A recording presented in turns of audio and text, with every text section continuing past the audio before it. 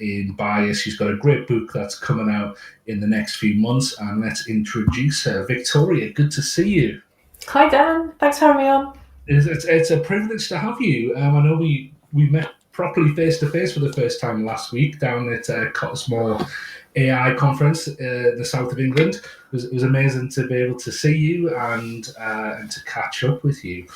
So that I'm not eating up your time, I'm just going to pull myself out, pull your slides in, and I'll hand over to you if that's okay. That's great. Thanks very much. Okay, so yeah, it was lovely to see you Dan early last week with these meta classes. It was very exciting. So anyway, I'm going to talk to you about bias, and we've got something a little bit different. If you don't know me already, I am known as the AI bias girl because I focus and research on bias in science outputs. So I'm going to go through how bias can affect schools and look at critical oversight and leadership through narrative metaphor. So stick with me, grab your reading glasses, and here we go. If Gamma works. Here we go. Once upon a time, the government let 3 little school leaders out into the world of generative AI, with the responsibility of their GenAI output solely in their hands. It was up to them to figure out how to use it. Sounds familiar, doesn't it? So, the first little leader pig chose to build their school from digital straw. It had free versions of all of the chatbots, no AI policy, no whitelist of tools, and no monitoring of staff or student use. The staff pigs randomly used AI to cut their workload, as directed by the DfE, and their AI use had no pedagogical rationale. Remember the straw pig? The next little leader pig thought for a moment. What could we use this for? How could this help teachers and students? She pondered. She sourced institutional accounts for all her staff pigs and asked them, which GenAI tools have you seen, heard about, or want to use? She listened to their input and signed up for some of the trials. Staff pigs started asking for details on how they were supposed to use it, or how they could use it properly. She thought for the second time, and she went off to write an AI policy, telling staff how and when they could use AI tools. The staff looked at it, but didn't really know what it meant in practice. They happily planned lessons, produced worksheets, and promoted the use of AI tutors. I've noticed some weird outputs, said one of the staff pigs to another one in the corridor one day. When I produced next steps for Shanika, they seemed to involve less cognitive challenge than for John. The pigs discuss what to do and just decide to change the output and carry on. Then, the third little leader pig sat down with their team. And he thought, do we need to use this? What need could this fulfill in our school, for our teachers and our students? And they pondered together. The group sat together, and they thought, and little cogs whirred in their piggy little brains. Let's identify some tools, create a working group and have a go, they exclaimed. But how will we know if it's being used safely? Another staff pig questioned. Good point, said Brick Pig. We need to keep track of our use and ensure staff pigs have guidance and space to test these tools before the materials and tools are student-facing.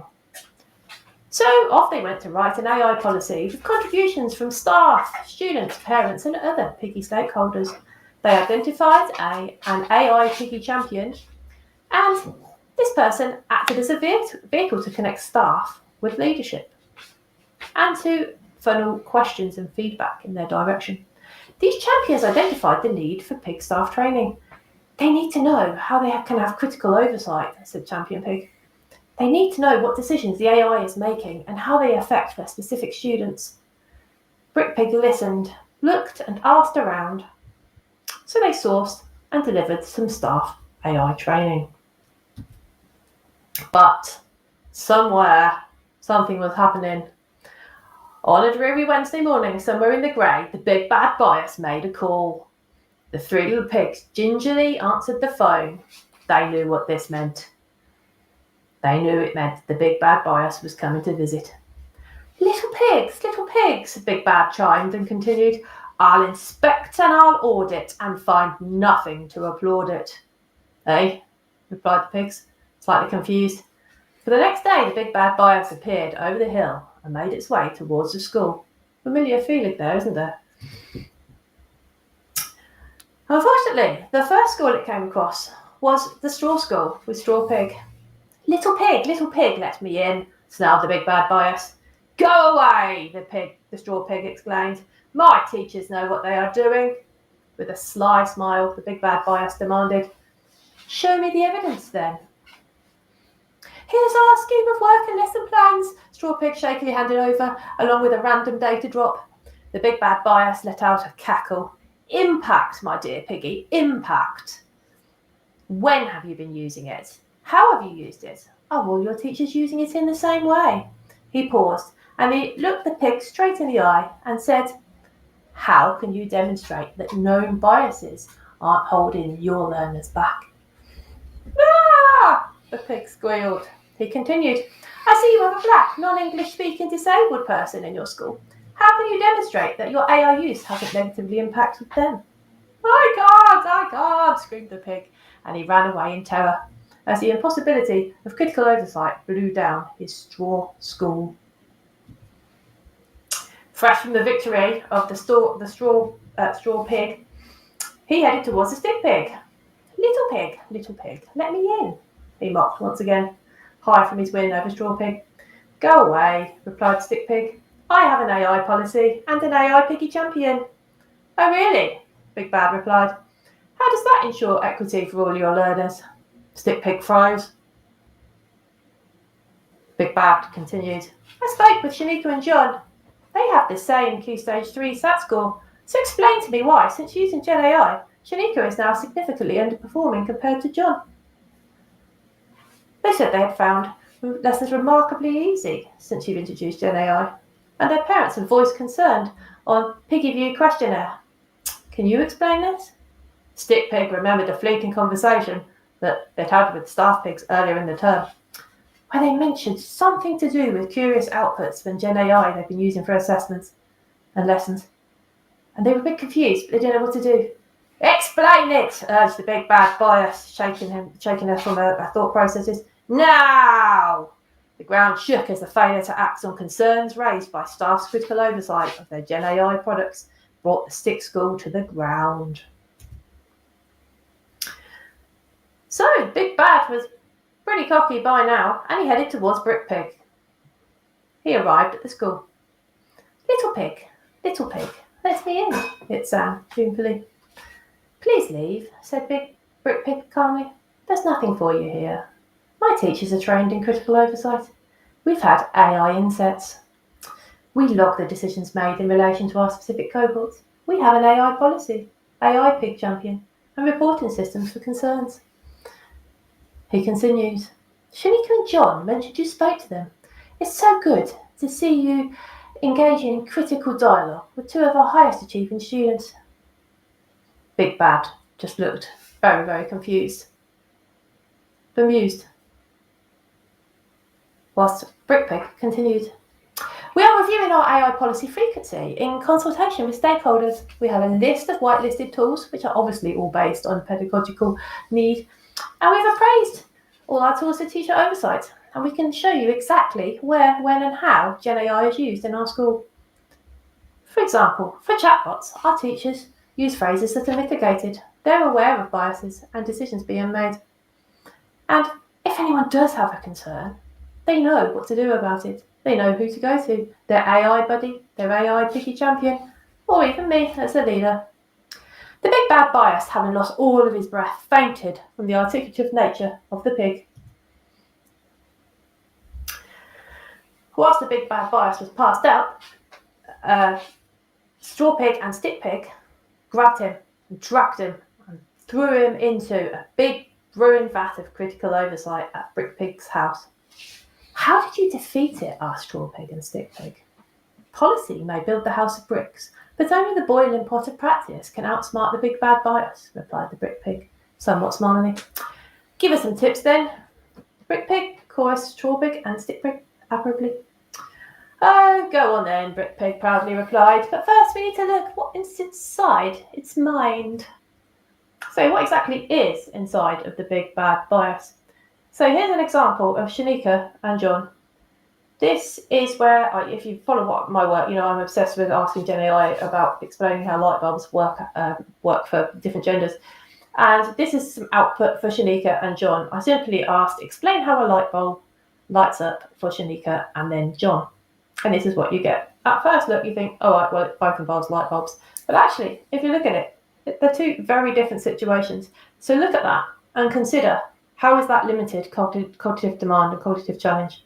Shanika's is just a general overview. There's no technical vocab. There's no models. There's no mental modelling. There's no conceptual awareness going on in there.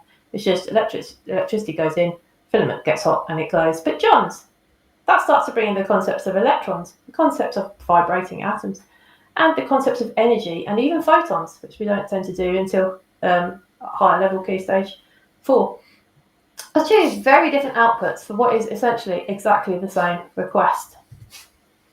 So how exactly can your output differ across different gender identities? Now, obviously, the best thing to do is to not mention a gender if you can possibly help it.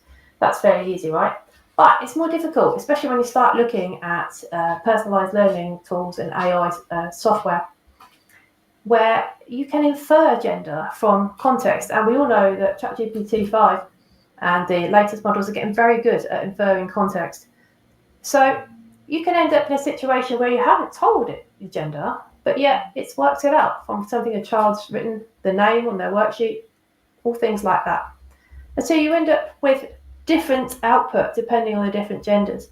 And it's got here males, females, and non-binary. So if you look at it in terms of focus, tone, emphasis, and guidance, you can see there's a big difference between all the different genders. So for males, you'll get a focus on action and potential. You'll get direct and objective tone, and the emphasis will be on the quality of work that person has produced or is likely to produce. And any kind of guidance will be given in terms of actionable steps, like essentially what we call chunking. For females, however, the focus is more on the personality and the effort. Oh, good girl, good effort. You're doing really well there. And the tone is very subjective and emotional. It's all based around how they make other people feel. And any feedback and guidance that they get will be vague and ambiguous, so therefore difficult to action. And then for non-binary people, they just get the mishmash between the two others. Basically, GenAI tries to force them into one or the other binaries. And if it doesn't know what to do, it will just get very, very complicated. So you end up with awkward phrasing and random gendering. And so you can see there's a huge range there in essentially what is one tiny little different word or name that can be picked up upon. And each of those tiny little differences can compound. They could iteratively compound, in fact. So I'm calling it the magnifying effect. And these can compound and compound and compound. So you end up so far down a path that I'm obsessed with pathways if you've read the chapter. You end up with one pathway that's essentially very difficult to get through and another one that's easy. That's what the image here is showing. So your job as a teacher is to be that pathway manager, is to remove those boulders out of Shanika's way there in that image. That's your job, to manage that. And remember, this is just gender that I'm looking at. There's race, ability, cognitive styles. If you follow me, you'll notice all kinds of biases that we can look at, and they all intersect. So luckily, BrickPig has created a list of things that could help us in our roles in schools and leadership across education. So let's have a look at those. What can you do to be more like BrickPig? Number 1, assign AI roles. We all know Ofsted loves the AI champions, so that's a pretty obvious one. What's less obvious is that perhaps you could have a departmental or phase lead, a go-to person. They don't have to have particularly high digital literacy. You can tackle that with some training and time, but they have to have the need and the want to do it. Or perhaps easiest to do is to have an AI buddy, just somebody that you talk to about AI, probably informally over coffee or tea. Just somebody to sense check your outputs every now and then and say, this looks a bit off, what am I going to do about that? Next thing, bias awareness. I do bias awareness training. I post a lot about bias awareness, but what you need to know are examples of implicit bias and examples of explicit bias. What we've looked at there is examples of explicit bias because it's pretty obvious to see There's lots of other ways, especially in automated systems like the AI tutors, where implicit biases can kick in. And also you need to have a look at biased inputs. How are you phrasing your inputs if you're working with a chatbot or other tool that involves text? And what's your teacher bias? Maybe you're actually biased in what you're typing and the output is just reflecting that. Discuss it with each other. Another thing to do, log the decisions made by AI. For each tool, consider what power and control it has over the learning assumptions and decisions. So I don't like the control that AI has. I think it needs to have oversight. So to me, it's a battle between control and oversight and where that sits. And that's where your management decisions come in. You can create a simple table or some reflective notes of any decisions that you know. And this is probably some really good platforms do this. I know Olex do this. They track decisions that are made. And others probably do it as well. So you can do that with your own work and with AI tools. Always remember Shanika and John. Bias clinics. Quite like this idea. I'm proud of this one. You could get your AI champions or departmental AI leads to run formal or informal drop-ins. People just bring the weird stuff that they've been producing and say, why is it doing that? Can I use that? Is that all right? Is that not all right? What do you think? What can I do about it? And share that across your school. Then you've got the transparency of AI use. Where are you using it? Look at a scheme of work. Log it. Do it as, as an exemplar. Are you using it in lesson planning? And don't forget idea generation. A lot of bias comes in idea generation, that informal use where you're using it to bounce ideas off. Create a bias risk register. We know these intersectional bias. You know your students. It should be pretty obvious to identify who's going to be the most at risk of having bias outputs or their attainment or well-being being hit by the use of GenAI. You can formalise that. Ensure it doesn't gatekeep their progress. Then you could take one of those people on your register and look at them and look, what is their experience at my school? What do they do day in, day out? Where's AI involved? Where are these opportunities where their progress could be being gatekept by our use of GenAI? Also, you could look, lastly, at kind of weighing up the risk of using GenAI and these biases that could come out of it versus the pedagogical gain. Do you need to use GenAI for that? Or is there another tool or method you could use? Think of Shanika. Does she need to use Gemini guided learning or ChatGPT study mode or some kind of in-house software or bought-in tool? Or could you just use a textbook or talk to someone or do it some other way? You've got to manage those risks versus the pedagogical gains.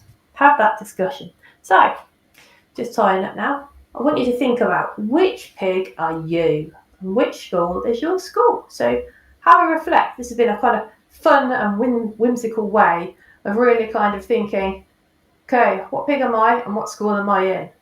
Aim for the brick pig. That's where the pathway manager sits. So how can I help you with that? How can we help each other with that? As Dan mentioned, we're creating a book together called AI Bias in Education, and Dan's part of that, as is Al and Matt and lots of other people in our community. I've got my own book there. I've got my newsletter where I do examples of biases and how you can mitigate against them. And you can always work and collaborate with me. My website's on there, add it to my email, drop me a line, we can have a chat. Fantastic. Thanks, Victoria. That was great. I think someone put in the chat, it was nice. What did they say? Something like, let me see if I can find it.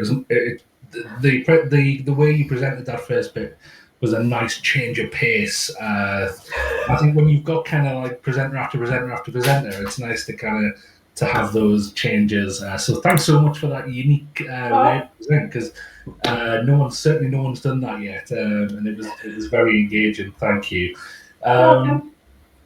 Victoria, great to see you. Please do get in contact with her. I've put the link to Victoria's slides in the chat, and I'll also put them on the site after this.